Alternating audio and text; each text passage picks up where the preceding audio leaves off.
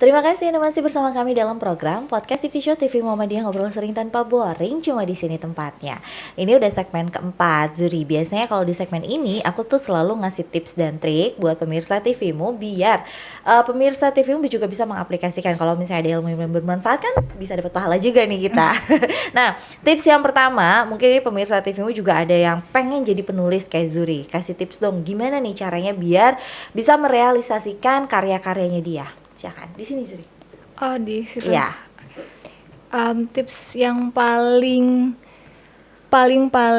utama itu sebenarnya jangan insecure sih. Percaya diri itu hal yang paling modal yang paling utama yang semua profesi butuhkan, gak cuma penulis doang. Jadi kalau kita aja nggak pede sama karya kita, gimana orang bisa percaya gitu sama karya kita. Menulis itu kan menyampaikan sesuatu yang ada di dalam pikiran kita, berbicara ke banyak orang gitu. Jadi kita harus meyakini dulu apa pesan-pesan apa yang pengen kita bicarakan, kayak gitu, pede sama diri sendiri. Terus yang kedua tuh banyak baca sih. Mungkin ini klise banget tipsnya, tapi perbendaharaan kata itu memang banyak banget diperoleh dari baca, dan baca itu ngelatih kita untuk berpikir induktif, ngelatih logika kalimat dan segala macam, nyari insight baru. Dan sebenarnya nggak harus baca yang berat-berat kayak sejarah dan segala macam, tapi baca puisi itu salah satu upaya ningkatin literasi dengan cara paling sederhana gitu loh, karena puisi itu kan hal yang ringan, hal yang bisa relate sama semua orang, dan kita bakalan nyerap banyak kosakata dari sana gitu. Kayak gitu sih. Ada lagi tipsnya? Sama minta komentar dari orang, maksudnya dievaluasi, di review. Kalau habis nulis tuh nggak apa-apa sharing aja ke teman atau ke orang yang memang kamu tahu dia suka baca atau bahkan dia suka nulis. Jadi kayak masukan-masukan dari orang itu ngaruh banget ke apa yang kita tulis gitu. Oke, sekarang tips untuk membuat puisi ataupun prosa jadi lebih menarik.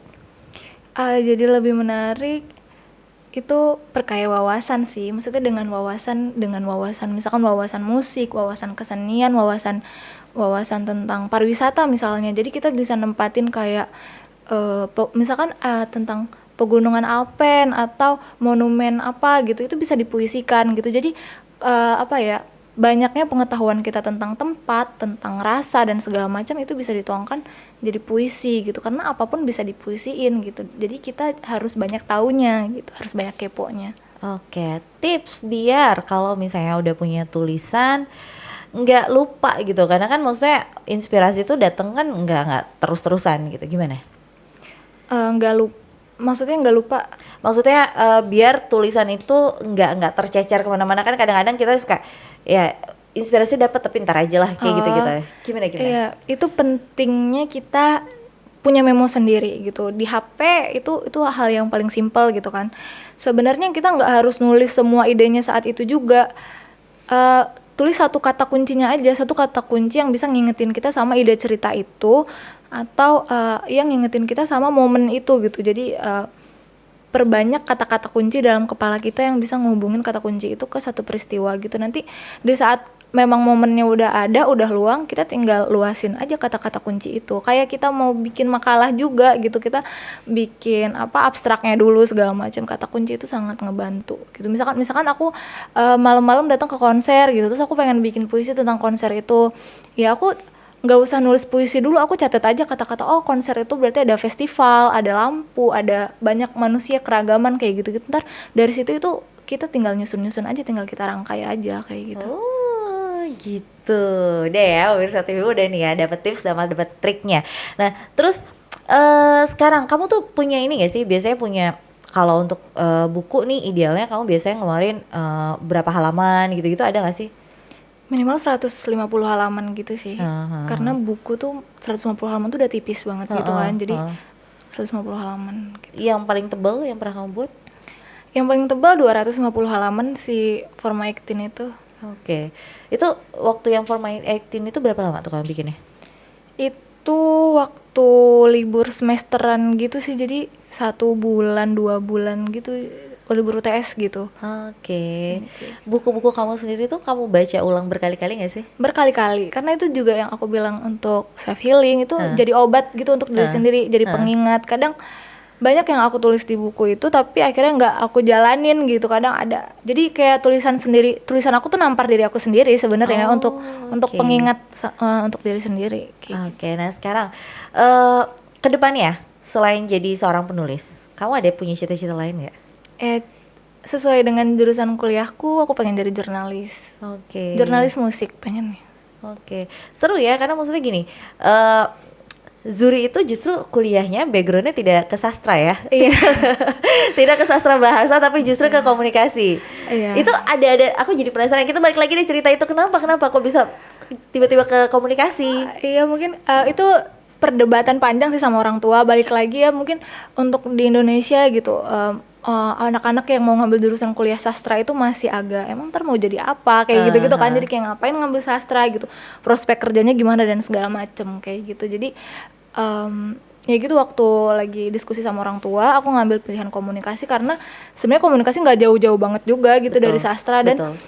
sastranya itu bisa diinternalisasikan di jurnalistik juga, di tulisan feature, soft news gitu-gitu kan, itu kepake banget dari sastranya. Benar. Tapi ada gak sih, kan yang tadi udah sempat kamu bahas juga gitu, pembendaharaan kata-kata kalau di puisi, di prosa itu kan jadi banyak banget tuh, dan kata-kata itu menurut aku indah beneran. Sejujurnya aku tuh kayak mendengar banyak kata-kata yang aku nggak pernah dengar, terus itu bahasa Indonesia, dan ternyata bahasa Indonesia tuh bagus banget ya kayak gitu. Kamu ada nggak sih yang beberapa kata yang kamu inget dan kamu kagum banget gitu? Iya. Apa tuh apa? Sebenarnya waktu di Moksa sih bukan bahasa Indonesia, sebenarnya lebih ke bahasa Sanskertanya. Nah itu apa? Banyak kayak tita itu ternyata air mata artinya. Oke. Kayak gitu-gitu, jadi kayak purana kayak Itu gitu-gitu. apa? Purana tuh merah. Mungkin orang mikirnya cuma merah ya, tapi buat aku tuh merah, buat dijadiin puisi itu dalam banget. Kayak merah tuh bisa tentang kemarahan, bisa tentang keberanian.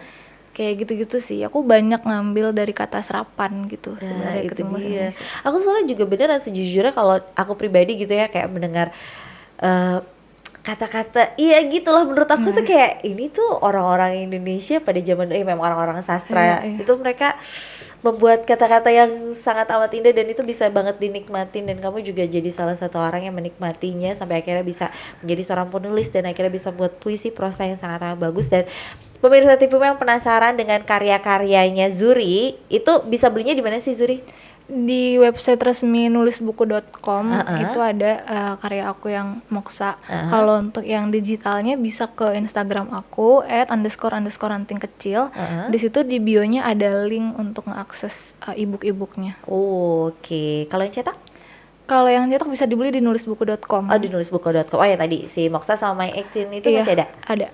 Oke, silahkan. Jadi kalau yang penasaran sama karya-karyanya Zuri seperti apa, tinggal dicari aja atau dikepoin dulu aja Instagramnya juga, kalau biar bisa baca yang e-booknya dulu, karena itu cerita yang paling terkini, karena itu bikinnya juga saat pandemi. Dan seperti yang tadi janji saya di awal, kalau Zuri itu akan membuatkan kita satu buah puisi yang akan saya bacakan di akhir acara. Ini sudah akhir acara, jadi saya sudah akan membacakan puisinya. Kebetulan Zuri sudah kirim ke saya.